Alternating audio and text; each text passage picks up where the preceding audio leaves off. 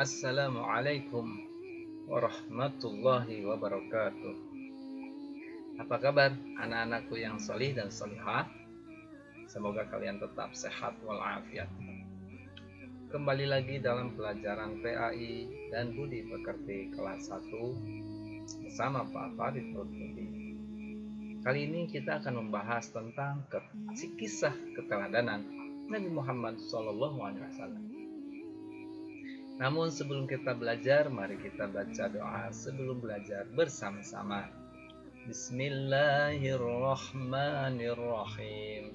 Rabbi zidni ilma warzuqni fahma. Ya Allah, tambahkanlah ilmuku dan pertinggikanlah kecerdasanku. Amin.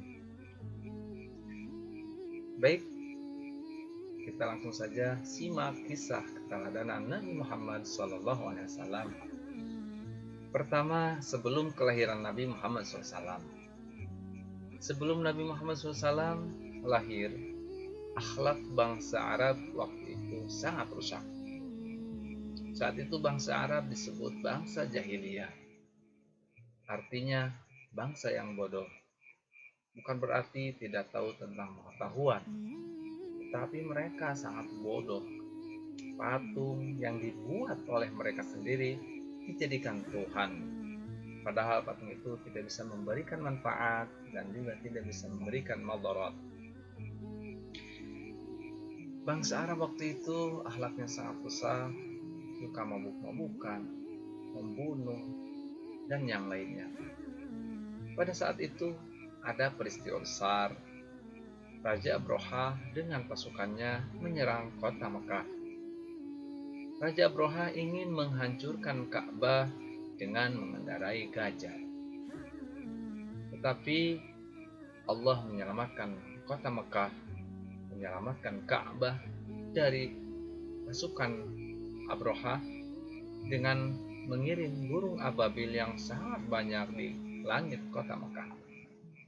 Burung ababil itu membawa 3 buah batu.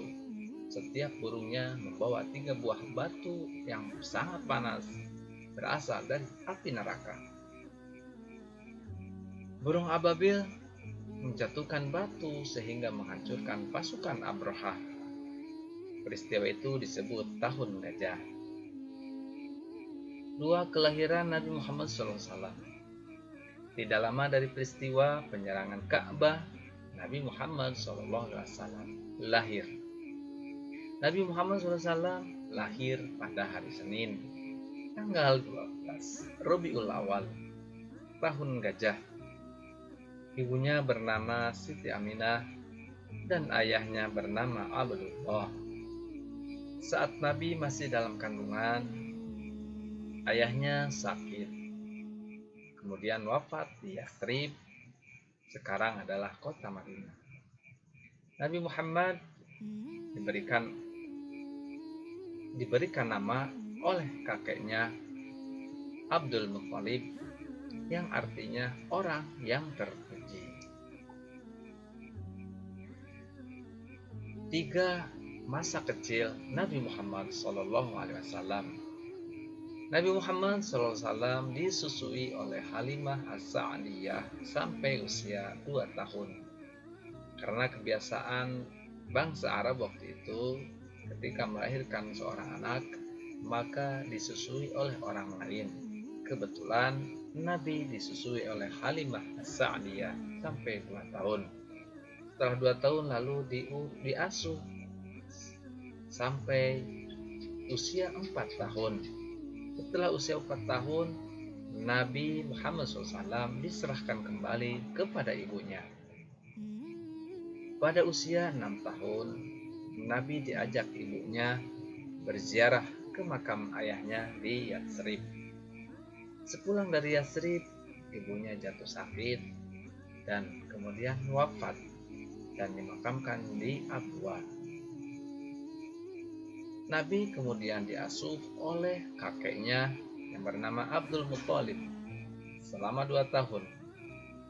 Sehingga pada usia Nabi hampir 8 tahun, kakeknya pun wafat. wafat, masa remaja Nabi Muhammad SAW hingga diangkat menjadi Rasul. Setelah kakeknya wafat, Nabi diasuh oleh pamannya yang bernama Abu Thalib. Pada saat usia Nabi 12 tahun, beliau ikut berdagang bersama pamannya ke negeri Syam. Ketika di Basra, Nabi Muhammad SAW dan Abu Thalib bertemu dengan pendeta Nasrani yang bernama Bukhairah.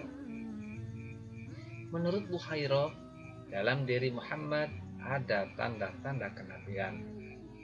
Oleh karena itu, Bukhairah berpesan kepada Abu Thalib agar menjaga Muhammad. Hingga akhirnya Nabi Muhammad SAW diangkat menjadi Rasul pada usia 40 tahun. Baik, anak-anakku yang solih dan solihah, itulah kisah keteladanan Nabi Muhammad SAW dari sejak lahir hingga mendapatkan wahyu pertama, tandanya bahwa Nabi diangkat menjadi Rasul pada usia 40 tahun. Terima kasih anak-anakku yang solih dan solihah. Insya Allah kita ketemu lagi. Wassalamualaikum warahmatullahi wabarakatuh.